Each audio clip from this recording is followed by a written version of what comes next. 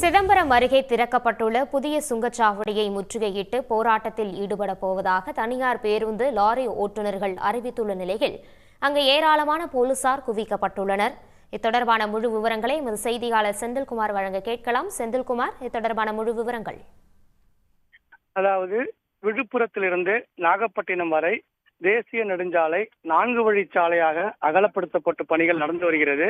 இதில் முதல் கட்டமாக விழுப்புரம் முதல் சீர்காழி வரை பெரும்பாலான பணிகள் முடிவடைந்து விட்டன. சீர்காழியிலிருந்து நாகப்பட்டினம் வரை பணிகள் நடந்து வருகிறது.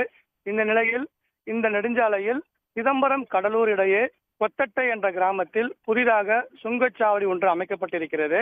இந்த சுங்கச்சாவடி இன்று முதல் திறக்கப்படும் என தேசிய நெடுஞ்சாலைத்துறை ஆணையம் அறிவித்திருந்தது.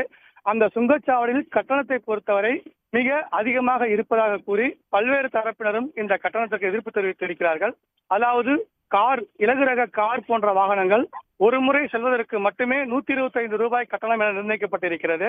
அதுபோல பேருந்துகள் ஒரு முறை செல்வதற்கு 425 ரூபாய் கட்டணம் என்று நிர்ணயிக்கப்பட்டிருக்கிறது.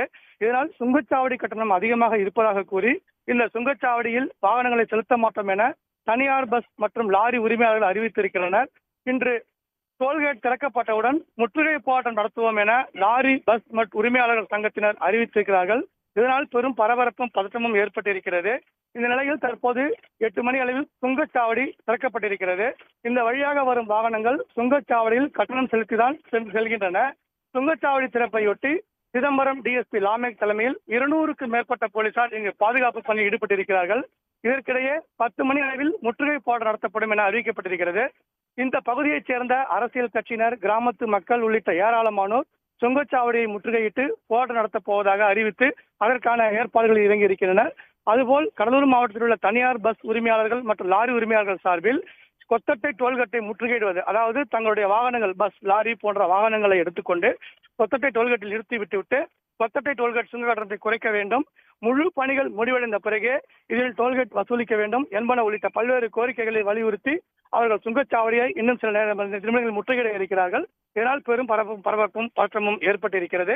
அதனால் காவல்துறையினரும் இங்கு குவிக்கப்பட்டிருக்கிறார்கள். உங்கள் விரிவான தகவல்களுக்கு நன்றி செந்தில்குமார்.